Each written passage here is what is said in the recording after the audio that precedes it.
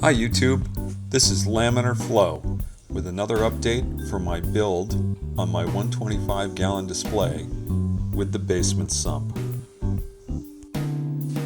When I dropped the last video, I had just finished filling the sump with water. At this point, I'm going to start testing it and I'll pick up from there. Okay, looking good.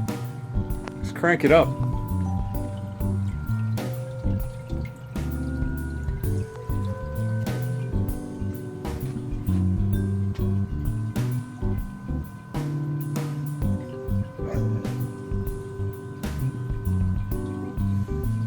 Looks good. No leaks.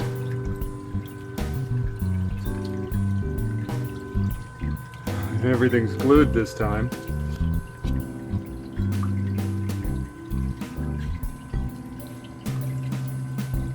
I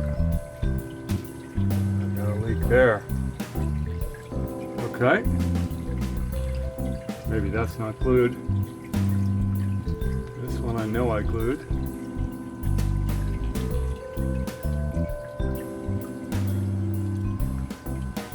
Okay. All right, let me talk through what I'm thinking of with the manifold here.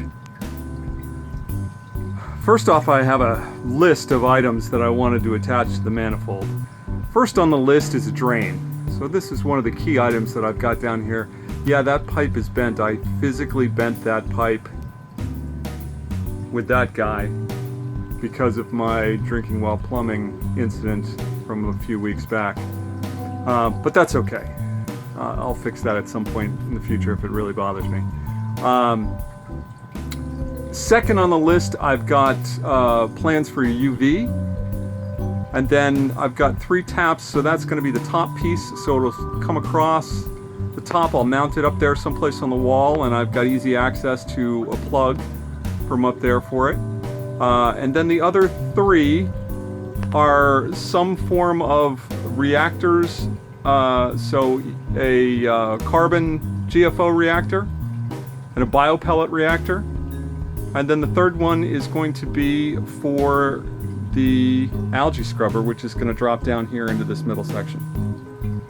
So that's my 5 taps. When I had started making the manifold, my thought was 5's far more than I need, but apparently I've already come up with 5 items that I needed, so that's what I've got. So the other interesting thing is I've got the manifold tapped both from the down spout from the tank, or the drain from the tank, and from the pump going up. Recall from my earlier testing videos, this pump isn't quite as strong as I'd like it to be.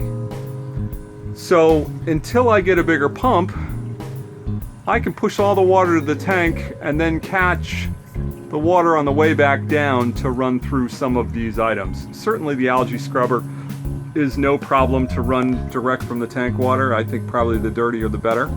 I think we're okay with the UV as well.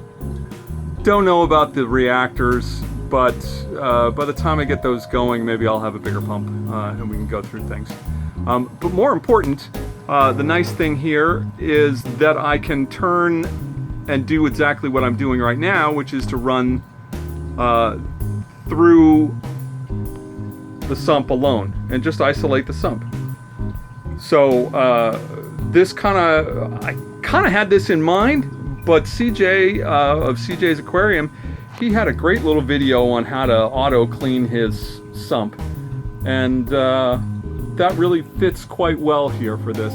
So the other thing I can do is if I'm gonna stir up stuff and I've got a lot of really nasty crap here in the sump, is I can set it up to come up here and kick it straight out to the drain, up over the top, and just get rid of it. So I can get rid of the really nasty stuff, work on adding some water back in, and then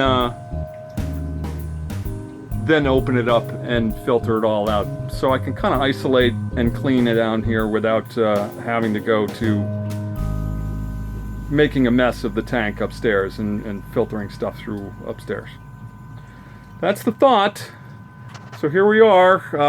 I'm going to let this run for a while, and then I may start adding salt. I'm definitely going to go make another bucket of RODI because I need more of that. So I need another 125 gallons, plus or minus, to fill the tank upstairs, maybe 120. And then we can work from there.